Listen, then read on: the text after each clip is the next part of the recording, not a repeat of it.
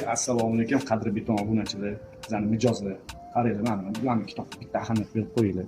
Shayx Muhammad Sodiq Muhammad Yusuf hazratlari joylari jannatdan bo'lsin, oxiratlari obod bo'lsin.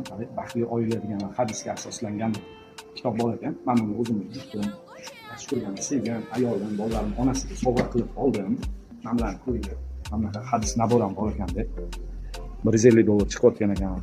Buni o'qigan odamning miyasi bor, beton bo'ladi. Beton aniq ishoninglar, mayli. Keyingi masala biz qilgan перегородкаlar bor, o'zingizlar ko'rib baho bering. Mana bitta qisqacha ko'rsatib o'tamiz. Men перегородкаlar hammasi NDFdan. Sizlarning o'zingizlarning razmeringlar asosida qilib beramiz. Gullarning zichligiga ahamiyat berib qo'yasizlar. O'zimizning sexdan chiqqan перегородкаlar ham. Mana atmosfera, kutubxonaning atmosferasini o'zingizlar ko'rib baho beringlar. Mana yangi ochilgan kutubxona ekan. Endi xudo xolasa hamma rastalarni qilishyapti bu yerda. Inshaalloh mana mamyolaganmiz Gulterdu. Juda chiroyli, katta joy, 2 etaj joy. Hamma kitob, yo'q kitob o'zi yo'q bor ekan bu yerda. Yo'q kitob desanglar bo'ldi, o'shani ham topib berishar ekan.